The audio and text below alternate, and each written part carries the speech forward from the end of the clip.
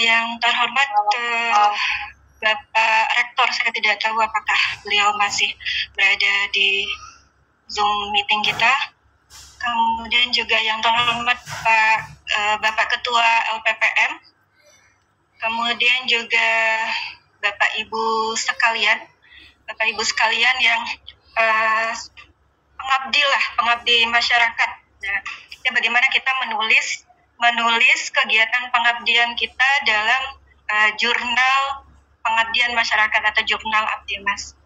Sebentar, Bapak Ibu.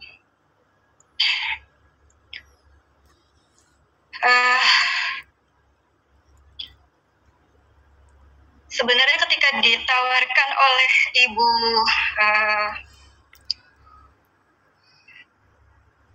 Bu Ratni ya, saya agak ragu ketika mau menyampaikan ini. Kenapa? Ternyata saya tidak cukup punya ambisi sebenarnya untuk menulis, Pak Uyung. Saya lebih menikmati proses pendampingan masyarakatnya, pemberdayaan masyarakatnya dibanding mengejarkan tulisan sebenarnya. Tapi karena ini berbagi pengalaman, jadi saya hanya akan fokuskan hanya bagaimana tips untuk menulis laporan. Sebenarnya kan laporan pengabdian ya, laporan pengabdian pada masyarakat itu menjadi sebuah tulisan ke jurnal ilmiah. Nah, karena ada perbedaan, tadi Pak Ferry juga sudah menyampaikan ada perbedaan mendasar antara jurnal penelitian dengan jurnal pengabdian masyarakat.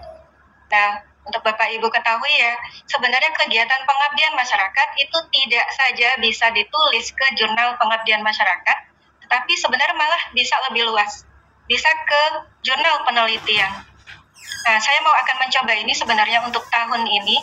Nah, cuman di dalam tentu ada bedanya. Ada bedanya antara jurnal pengabdian dengan jurnal penelitian. Nah, ketika jurnal penelitian dia meminta banyak data. Apa artinya itu? Artinya ketika kita melakukan kegiatan pengabdian masyarakat, otomatis kita akan menyediakan banyak data. Sayangnya saya belum mampu menunjukkan ke Bapak Ibu bagaimana memindahkan kegiatan pengabdian atau data yang kita peroleh dari kegiatan pengabdian masyarakat menjadi artikel yang akan dipublish di jurnal penelitian. Oke, saya ringkas saja kalau bisa sebelum 45 menit karena ada masalah waktu. Jadi rumah saya itu bersebelahan dengan musola. Jadi ketika nanti waktu sholat itu memang tidak akan bisa saya bicarakan, akan keras sekali suara dari musolanya. Saya tidak akan bahas ini. Slide-nya dibesarkan dengan Pak Ferry saja. Bu Dewi, di slide dibesarkan sebentar. Ya, sebentar, Bu. Oke, cuman kalau di slide show ini saya tidak bisa mengingat posisinya ada di mana. Oke, saya hanya menandai ini karena kebiasaan untuk pendampingan masyarakat. Kegiatan pengabdian masyarakat itu adalah sekuensial dari kegiatan pendidikan dan penelitian yang terikat dalam Tridharma Perguruan Tinggi. Artinya nanti kalau Bapak Ibu saya lihat ini memang pengabdi, kebanyakan yang saya tahu nih pengabdi semua. Artinya sudah tahu nih kalau nanti kita melakukan kegiatan pengabdian masyarakat nanti akan kelihatan tuh, oh metode yang begini nggak bisa nih, ini perlu yang begini nih. Nah, artinya nanti akan balik lagi ke penelitian. Nah, itu maksudnya perpanjangan dari kegiatan pengabdian masyarakat. Kemudian saya agak menarik yang tadi saya tidak akan singgung tadi berkaitan dengan institusi ya, tetapi kepada kita sendiri. Tapi ada hal yang menarik ketika melakukan kegiatan pengabdian masyarakat. Ini sebentar saya pindahkan. Nah, mungkin karena saya mendampingi untuk di sekitar Limau Manis, agak merasa bukan tertantang lagi, tanggung jawab moral sih sebenarnya, pada bagian yang ini, melekatkan institusi perguruan tinggi pada seluruh dimensi kehidupan masyarakat. Artinya, saya akan merasa malu ketika tidak ada beda nih, ini sudah didampingi nih daerah sekitar Limau Manis, sekitar UNAR. ternyata tidak ada beda, dia didampingi oleh universitas, kan artinya dosen ini kan perpanjangan dari institusi. Didampingi oleh dosen dari Universitas Andalas, tetapi ternyata tidak terlihat ada beda antara didampingi atau tidak. Nah, ini kan adalah satu beban tersendiri ya di dalam melakukan kegiatan pengabdian masyarakat. Nah, dari kegiatan yang dinamikanya banyak sekali itu, sekarang kalau kita melakukan kegiatan pengabdian itu kan ada yang namanya luaran. Nah, tadi saya bilang saya tidak cukup punya ambisi untuk mengejarkan luaran gitu. Paling luaran standar dan luaran standar, kemudian juga yang ini ada banyak sebenarnya luaran yang diminta. Ini tadi satu luaran. Nah, tadi saya baru ingat ada insentif, ini juga sudah ditampilkan oleh Pak Ferry. Otomatis sekarang kalau menulis, kalau kita perhatikan BKD yang baru itu satu insidentil kegiatan pengabdian masyarakat nilainya hanya 1/4. Nah, bayangkan Bapak Ibu, artinya bersyukur kita ketika kita melakukan kegiatan masyarakat ada banyak nilai selain amalan kepada masyarakat sendiri.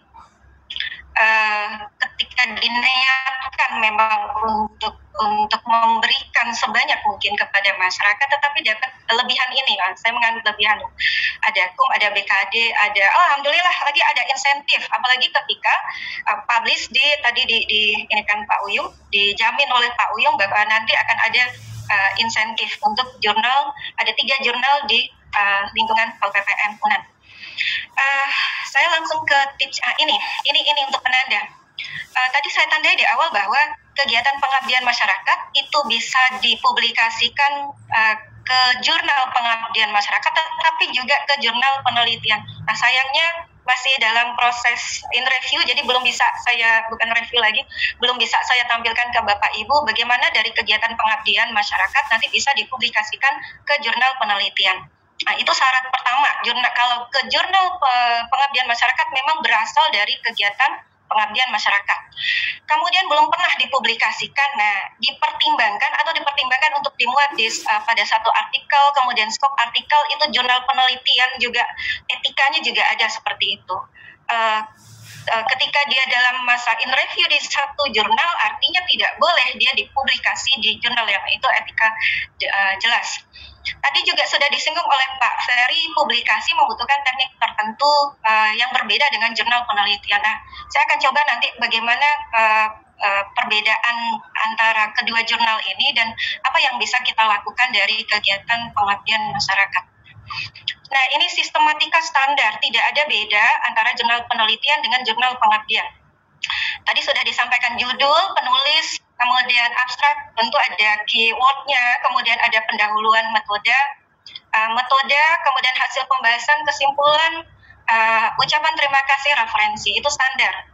Nah, itu standar Bapak Ibu, paling hanya beda kalau penulisan itu dalam artikel itu dalam bahasa Indonesia, dia hanya metode. Coba lihat metode pengabdian, coba kalau kita lihat beberapa template dari jurnal Abdimas, itu metode kegiatan atau metode pelaksanaan. Nah, bukan bahan dan metode, biasa bahan dan metode atau untuk jurnal penelitian. Nah, yang lain dia sama. Nah, kemudian kita lihat yang di sini bedanya Bapak Ibu. Kalau Bapak Ibu kalau kita menulis di jurnal penelitian itu kan selalu ada tuntutan di pendahuluan itu keterbaharuan atau novelty dari riset ini apa sih? Nah, itu selalu dia minta. Tetapi di jurnal pengabdian masyarakat lebih diutamakan kepada apa persoalan, apa tantangan atau kebutuhan masyarakat dikaitkan dengan target kegiatan kita itu apa. Nah, apa upaya yang sudah kita atau mungkin orang lain lakukan. Nah, yang lainnya sama, latar belakangnya, tujuannya itu sama saja untuk penelitian dengan pengabdian. Nah, kemudian kita coba lihat lagi antara bahan dan metode kalau di penelitian, jurnal penelitian. Kalau di jurnal Abdimas biasanya dia hanya metode saja atau metode atau pelaksanaan pelaksanaan atau metode kegiatan. Nah, Coba Bapak lihat, Bapak Ibu lihat nanti di berbagai jurnal. Nah, untuk tempat dan waktu sama lah. Biasanya hanya bedanya ada durasi, ada berapa lama kegiatan itu dilakukan. Kemudian kalau di jurnal penelitian itu kan kita jelas tuh, kalau dia berupa penelitian yang berupa eksperimen itu ada treatmentnya, ada experimental design-nya. Nah, kalau di jurnal pengabdian itu lebih kepada bagaimana cara yang digunakan untuk menyelesaikan permasalahan. Metode pengabdiannya apa? Nah, itu beda itu. Metode pengabdiannya apa yang itu mesti jelas dan mesti disampaikan waktu menulis metode ini. Dan jangan kemudian ada ini metode analisis. Bagaimana dengan jurnal pengabdian masyarakat?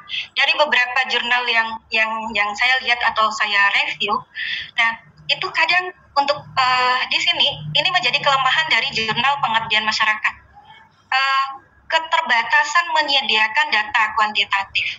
Sedangkan kalau Bapak Ibu ikut skim pengabdian, ya ikut skim pengabdian untuk yang lulus saja lah ya, untuk lulus kemudian nanti dievaluasi gimana. Itu selalu ditanya, ini kegiatannya berhasil atau tidak? Mana data kuantitatifnya? Selalu berhasil tidaknya pendekatan atau berhasil tidaknya teknologi yang kita berikan, kita transfer itu ada tolak ukurnya. Pengukurannya bagaimana? Nah, ini yang agak kurang saya lihat dari Bapak Ibu yang melakukan sebenarnya dari kegiatannya bisa didapatkan data kuantitatif. Kemudian analisis data itu disebutkan. Minimal tentu analisis sederhana, analisis statistik sederhana, analisis statistik deskriptif itu bisa digunakan. Nah, kemudian kita lihat ini. Nah, ini mungkin agak perlu saya menjelaskan sedikit nih, berbagi untuk membedakan.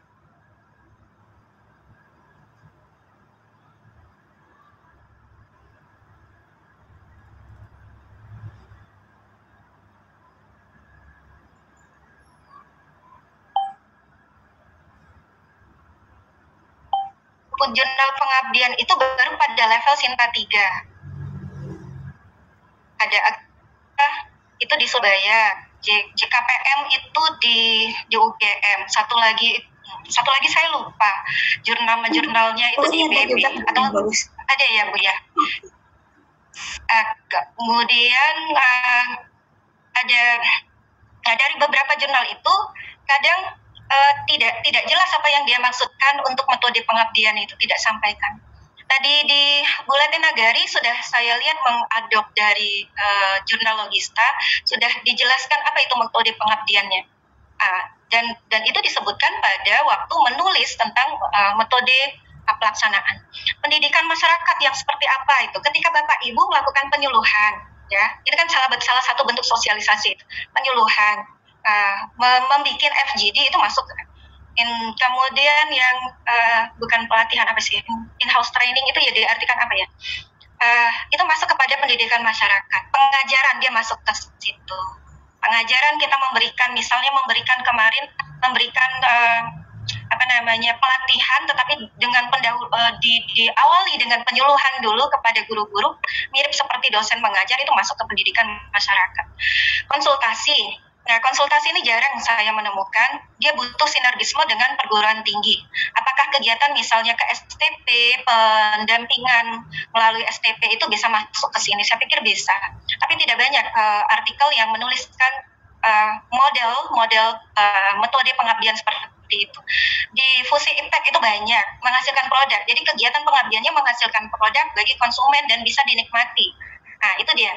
Substitusi impact baru ini bisa pendekatan ya Bapak Ibu, bisa pendekatan, bisa teknologi tepat guna. Nah, itu dia lebih efisien dibandingkan yang lama. Nah, kalau sedang menggunakan substitusi impact ini, mau tidak mau nanti di hasil dan pembahasan itu ada narasi atau deskripsi. Dengan teknologi baru, dengan pendekatan baru ini terjadi peningkatan berapa persen. Nah, itu kalau dengan reviewer itu yang paling tidak tahan itu diminta dikuantifikasi. Nah, dari data itu bagaimana nanti memperolehnya? Nanti kita lebih lanjut. Nah, training. Seperti apa training ini? Bisa berupa demonstrasi. Sederhana saja, mengajarkan membuat teh garu, misalnya Pak Beni itu yang biasanya, atau teman-teman yang di Sungkai, atau mengajarkan membuat olahan durian, itu bisa didemokan. Itu masuk training. Pelatihan gampang, jelas lah. Kalau misalnya di bidang saya itu melatih masyarakat agar mampu melakukan penyambungan grafting. Nah, itu training. Demplot itu mungkin terbatas, mungkin yang punya dari pertanian itu bisa demplot tanaman menggunakan pupuk organik yang merupakan teknologi yang dia transfer misalnya, itu didemplotkan, itu bisa. Atau dari peternakan, teman-teman dari peternakan, nah itu bisa demplot seperti itu. Mediasi, mungkin teman-teman ada Bu Khairani tadi, mediasi itu bisa dari teman-teman dari fakultas sosial, dari fakultas hukum, fisip, itu terbuka sekali peluang.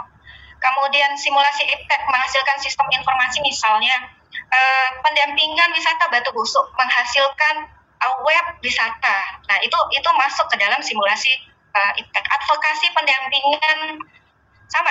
Ketika kita mendampingi satu nagari sehingga berkembang, bukan berkembang dulu, tentu terbentuk BUMNAK. Nah, atau usaha lain, itu adalah bentuk-bentuk advokasi. Nah, itu metode pengabdian yang mesti disampaikan waktu membahas bagian metode. Nah, kemudian untuk hasil dan pembahasan, apa yang membedakan? Ini model saya adopt dari beberapa referensi. Model ini bisa jasa, bisa keterampilan baru, bisa berupa rekayasa sosial. Nah, kalau di CV, kalau di biodata menurut Simlipakmas itu kan ada tuh, mana rekayasa, sampai di mana rekayasa yang dihasilkan, rekayasa sosial, itu masuk itu. Spesifikasi peralatan, nah itu disampaikan, diuraikan, dijelaskan, ini teknologinya seperti apa, dia dilengkapi dengan gambar atau tabel. Nah, gambar atau tabel. Kemudian, nah ini yang paling agak kurang, evaluasi kesesuaian luaran, ya, kesesuaian luaran dengan kondisi masyarakat. Kalau Bapak Ibu yang biasa mengabdi akan terasa, ding, nggak semua kegiatan sudah seperti itulah kita niatnya, caranya, ya kan? Ke masyarakat tidak selalu bisa masyarakat itu mengadop, tidak selalu masyarakat itu bisa menerima, dan bisa disampaikan dengan jujur apa permasalahannya, kenapa belum bisa diadopsi. Nah, saya kenyang itu, tidak selalu kegiatan itu bisa berhasil. Nah, itu kenyang saya merasa. Tetapi mungkin kayak tidak terbiasa kita ya menyampaikannya di laporan, bukan di laporan di sini ya, di jurnal kondisi-kondisi seperti itu. Tapi ada beberapa artikel saya lihat memang dia sampaikan permasalahannya. Kenapa teknologi ini belum bisa diterima? Sama lah dengan penelitian, tidak selalu penelitian itu mendapatkan hasil. Ya, jadi ada tingkat kesulitan pelaksanaan kegiatan itu disampaikan waktu membahas hasil dan pembahasan. Kemudian kesimpulan, nah ini yang agak yang tadi saya katakan perlunya data kuantitatif, tingkat ketercapaian target kegiatan di lapangan. Nah, itu dikuantifikasi, tidak bisa cukup dengan menyampaikan kegiatan ini sudah berhasil mentransfer teknologi sambung pucuk. Tidak cukup Bapak Ibu, jadi itu perlu dikuantifikasi, seberapa persen dia bisa diterima. Kalau pelatihan bisa diukur, 95% hasil jadi hasil sambungan misalnya, atau hanya 50%, kenapa? Nah, nanti kita bahas waktu setelah ini atau waktu diskusi. Kesesuaian antar persoalan dengan persoalan di masyarakat dengan metode itu disampaikan juga. Mengungkapkan dampak dan manfaat kegiatan, biasanya ketika sudah ini kita peroleh, kemudian ada implikasinya, sehingga kemudian dibutuhkan bla bla bla. Nah, itu sekaligus sejalan dengan apa rekomendasi yang akan dilakukan, rekomendasi kegiatan yang akan dilakukan selanjutnya. Nah, kemudian jadi beberapa teman-teman itu mengatakan penulisan artikel Abdimas itu lebih mudah dari penelitian, dari jurnal penelitian. Pertama, dia tidak mensyaratkan novelty, tidak mensyaratkan referensi tertentu, mesti 20 berbahasa Inggris, mesti 10 tahun terakhir terakhir. Kan begitu tuh yang bikin mumet kalau melakukan penulisan di jurnal penelitian. Nah, gaya penulisan pun, ini gaya penulisan bukan format, itu tidak seketat di jurnal penelitian. Nah, itu makanya teman-teman ada beberapa yang mengatakan mudah, tapi beberapa yang mengatakan susah. Itu karena begini nih, gagap menulis artikel yang bukan dari hasil penelitian, kemampuan mendeskripsikan, menarasikan agak lebih sedikit nggak tepat pula dia, agak lebih dibanding ketika menulis di jurnal penelitian. Nah, permasalahan dengan data kuantitatif nanti ada caranya, Bapak Ibu. Gimana caranya agar data kuantitatif ini terpenuhi? Nah, jadi data kuantitatif ini perlunya apa? Untuk mengukur tingkat ketercapaian target kegiatan di lapangan. Nah, kemudian juga mengukur seberapa besar dampak dan manfaat kegiatan. Nah, kemudian ada publikasi jurnal abdi mas terbatas. Kalau dosen UNED saya pikir tidak lah ya. Kita ada punya 3 ya Bu ya. Ada punya 3 jurnal LPPM, kemudian ada 1 jurnal Logista. Nah, sekarang sudah terakreditasi Sinta, lupa saya. 4 atau 5 ya Bu. Nah, mudah-mudahan segeralah jurnal kita yang 3 dari LPPM ini bisa terakreditasi Sinta. Insya Allah. Kemudian ini tips lah menulis. Tadi mungkin juga sudah disinggung oleh Pak Ferry. Yang saya lihat, yang pertama memang ini sama persis dengan jurnal penelitian. Persis sama. Lihat petunjuknya dulu, lihat guidance-nya dulu seperti apa, ketentuannya apa. Nah, dari sekian banyak jurnal, saya cek ternyata tidak mensyaratkan mesti skopnya begini, tidak. Kecuali JPKM yang dari UGM ini, mensyaratkan mesti skopnya begini. Nah, skopnya ada 1, 2, sampai 6, seperti itu dia batasi. Nah, sama nih di Logista masih kalau di buletin negari membantu dari kegiatan ya Bu ya Pak. Di hilirisasi ada Bu Dewi. Ya oke, Bapak. Di hilirisasi juga ada skop tersendiri untuk hilirisasi. Hilirisasi yang agak berbeda. Hilirisasi itu mirip-mirip dengan kegiatan penelitian yang ditransfer. Nah, yang ditransfer ke masyarakat. Dari hasil, tidak selalu mesti dari hasil penelitian kita. Nah, kemudian habis itu tinggal Bapak Ibu ambil template, tulis di template, tapi berpandukan kepada tulisan yang sudah publish di jurnal tersebut. Nah, itu saja. Sama sebenarnya dengan jurnal penelitian. Nah, kemudian ikuti contohnya lah. Ini judul. Nah, tadi Pak Ferry sampai mana ya judul? Saya mencoba mengambil dari yang saya saja dari ini, maaf saya turunkan dulu. Nah, judul kalau jurnal pengabdian ada minta abstrak in BI dalam bahasa Indonesia dan dalam bahasa Inggris, tapi ada beberapa jurnal pengabdian hanya minta abstrak in English. Spesifik, efektif, jumlah tergantung jurnal. Buletin itu jauh lebih banyak, 20. Tapi saya maklumi karena mesti menunjukkan spesifikasi lokasi. Nah, tergantung jurnalnya. Judul artikel tidak harus sama dengan judul kegiatan. Nah, itu tadi juga sudah disinggung oleh Pak Ferry. Nah, saya memberikan contoh yang dari saya saja. Kemudian hindari judul panjang atau pakai subjudul.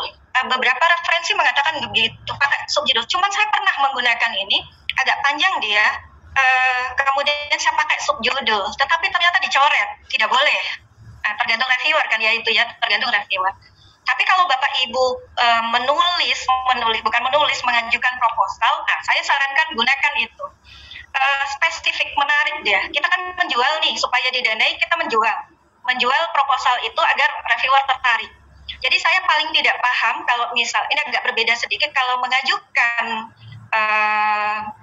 kegiatan pengabdian itu pendek saja, misalnya kata-katanya pendek saja, tulis cukup PKM petani kopi misalnya. Kalau bagi saya tidak, judul itu pertama dilihat, jadi berikan sesuatu yang spesifik di judul, tidak hanya di judul artikel ya, tetapi juga di judul skim atau proposal pengabdian masyarakat. Itu yang dijual. Misal ini judul IBM pengembangan ubi jalar berbasis pengolahan limbah, ini tentu diganti lah judul artikelnya. tidak bisa seperti ini. Yang lebih efektif berarti bahasa mesti berapa kata, mesti spesifik. Nah, ini pemberdayaan masyarakat tani plasma melalui budidaya pengolahan jagung ramah lingkungan serta optimalisasi pekarangan dengan tanaman hortikultura. Ini tujuannya kenapa panjang? Untuk menarik reviewer sebenarnya. Tapi kan tidak bisa begini di judul artikel. Makanya ada 3 artikel keluar dari KKN PPM ini. Pemberdayaan masyarakat Nagari Giri Maju, Kabupaten Pasaman Barat dengan inovasi dan teknologi pengolahan jagung. Satu artikel yang di Buletin Nagari, Pak Ferry. Tapi saya agak menyesal memasukkan banyak materi ke sana, semestinya bisa dipecah. Kemudian diseminasi teknologi sambung pucuk pada alpukat Giri Maju. Itu satu sendiri. Sedangkan judulnya coba Bapak Ibu lihat beda. Nah, kemudian ini yang terakhir kemarin, program berkelanjutan membantu masyarakat Batu Busuk untuk tumbuh kembang dengan usaha wisata alam di Kota Padang.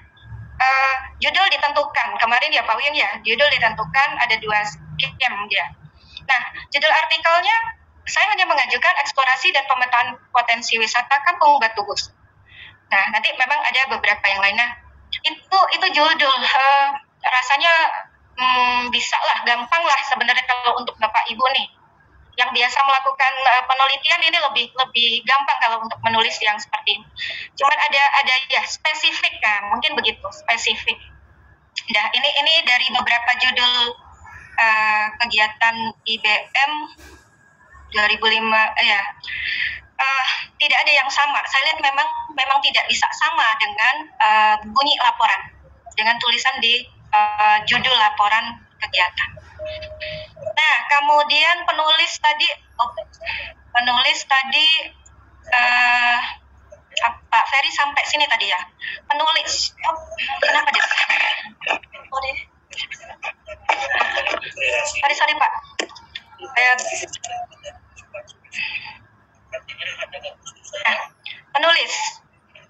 Penulis ini.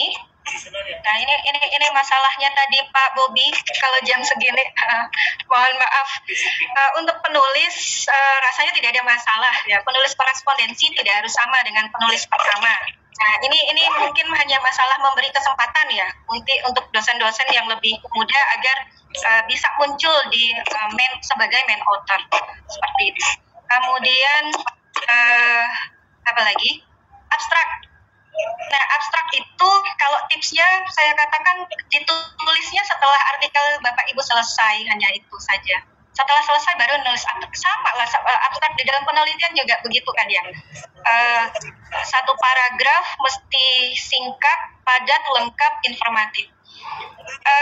Kemudian ini contoh abstrak dari saya ambil langsung dari jurnal untuk kegiatan sederhana saja, kegiatan sosialisasi, kemudian pelatihan, kemudian ada sosialisasi, ada penyuluhannya, kemudian ada pelatihan dalam durasi waktu sekian, kemudian hasilnya dilihat, bibitnya dibagikan. Ini tadi pendahuluan sudah disinggung oleh Pak Ferry.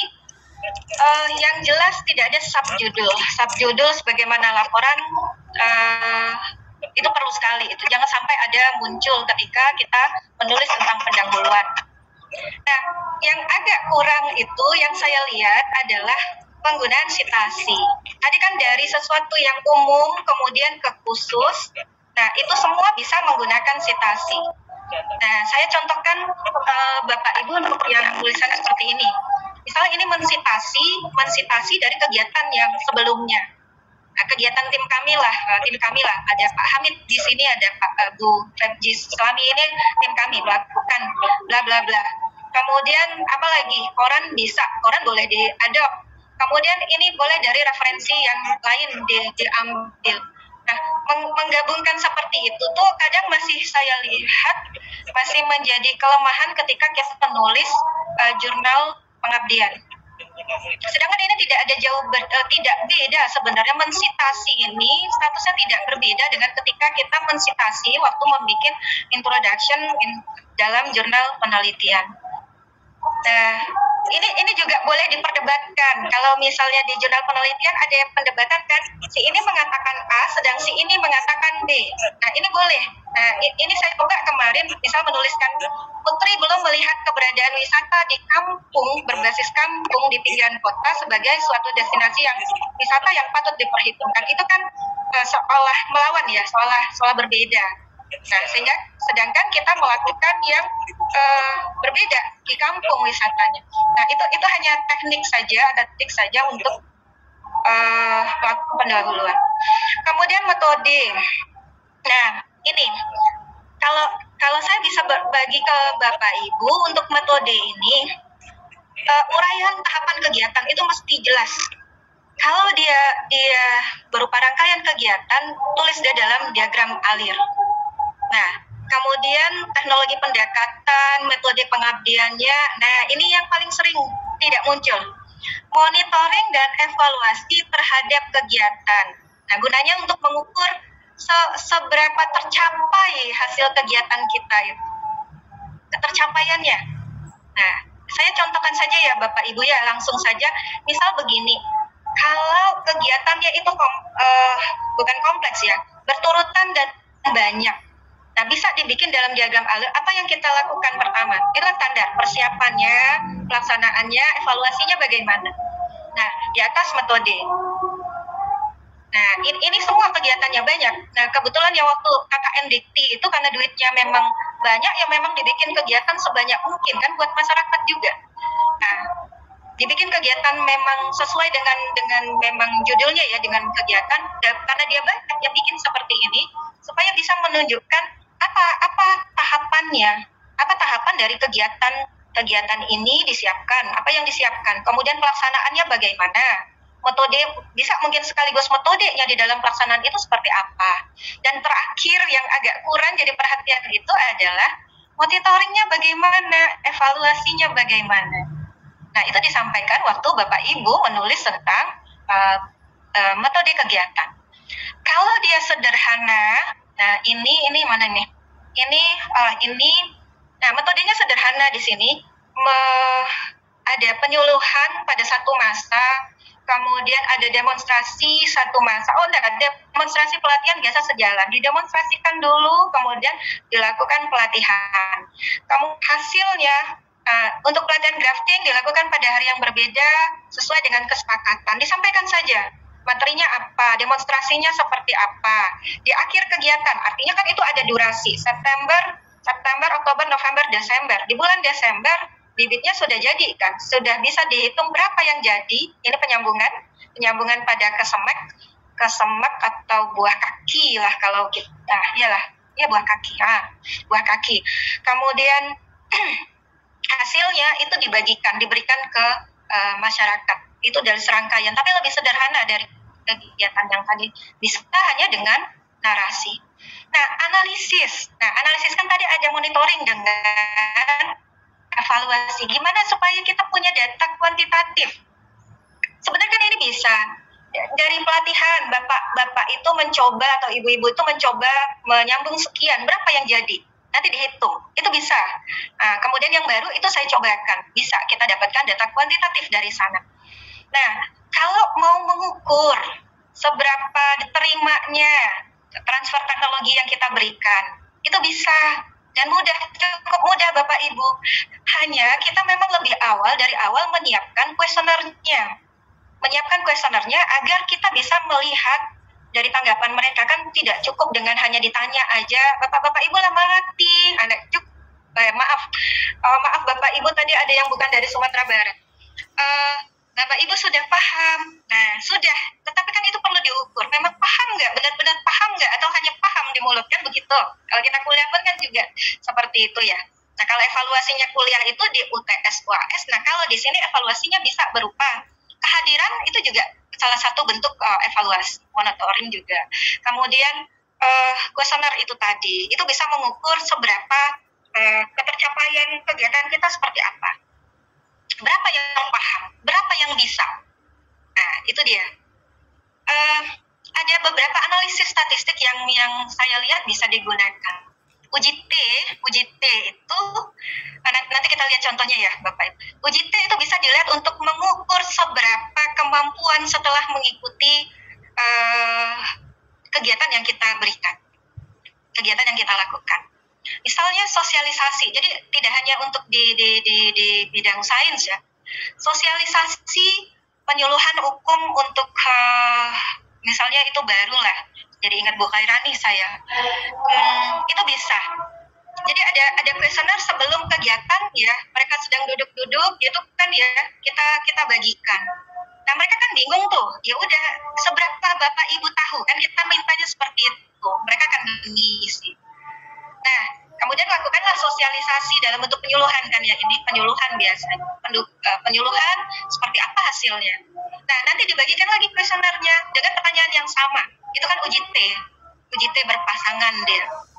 Nah itu bisa dapat Bapak Ibu untuk mengukur ketercapaian. Nah kalau reviewer dikti itu selalu terakhirnya itu yang agak ini berapa persen peningkatan hasil, berapa yang paham. Nah selalu diminta seperti itu, dan ini kita bikin di metode hasil dan pembahasan.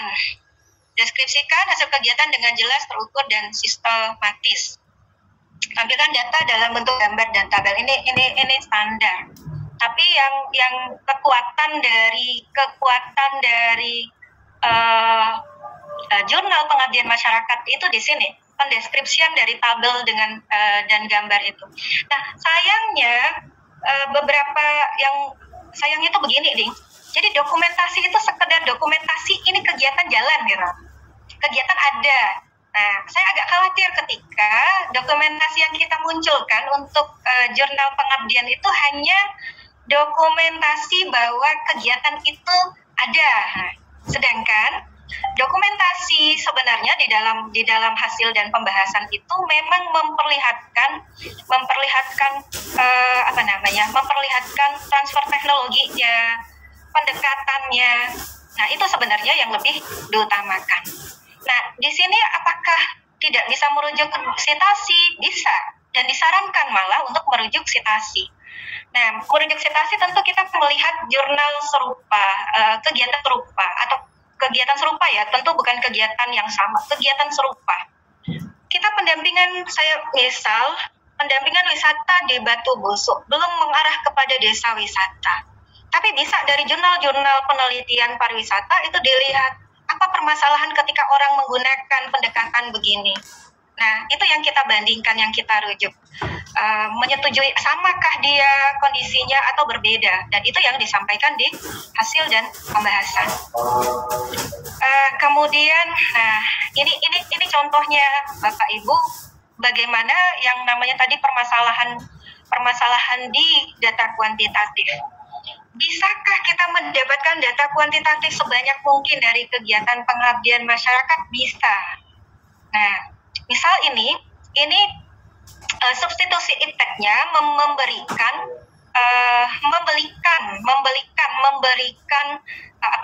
alat tanam seed planter untuk jagung di Pasaman Barat. Nah, saya istilahkan itu tugal broda lah. Tapi juga ada alat tugal semi konvensional, itu dipinjam. Yang diberikan yang ini sebenarnya. Nah, tugal konvensional. Iya. Studi Gimana, Bu? Islam. Gimana, Bu? Halo? Ya oke. Ini kan ada masyarakat yang melihat, kita demokan, kita tunjukkan betul kita tunjukkan ini hasilnya yang dari ini kan alatnya bukan dari hasil penelitian, bukan. Nah, bukan alat yang baru pula sebenarnya, tidak, tapi waktu itu di tahun ini masih dianggap baru.